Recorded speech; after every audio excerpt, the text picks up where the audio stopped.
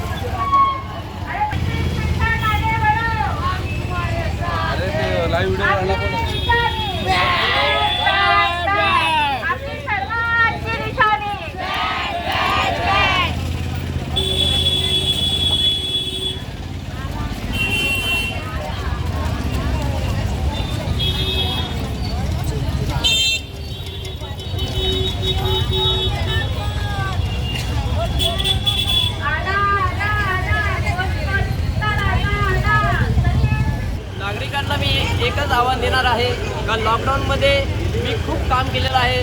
लॉकडाऊनमध्ये मी सर्व घरोघरी अन्नधान्य वाटलेलं आहे.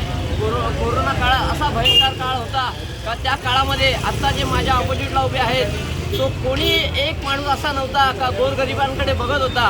म्हणून मी कोणाच्या दबावाखाली न राहता मी आज इथे अपक्ष उमेदवार म्हणून निवडणूक लढवत आहे.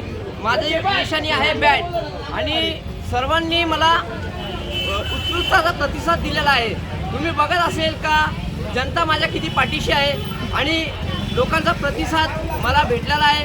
सर्व लोकांनी मला बोललेले आहे का दादा तुम्ही माघार घ्यायची नाही, म्हणून मी माघार घेतली नव्हती आणि आज मला त्या लोकांचा प्रतिसाद खूप मिळत आहे. मी खूप आनंदी आहे. असाच प्रतिसाद मला पुढेही मिळणार आहे आणि मी निश्चित सांगतो का मी विजयाच्या वाटेवर आहे आणि मी विजय नक्कीच मिळवणार. आणि माझी एक एवढीच इच्छा आहे का माझ्या मतदारसंघामधील सर्वांनी मला निवडून द्यावे, जनतेने माझ्याकडे लक्ष द्यावे, हीच मी जनतेकडे माझी मनोकामना बोलत आहे.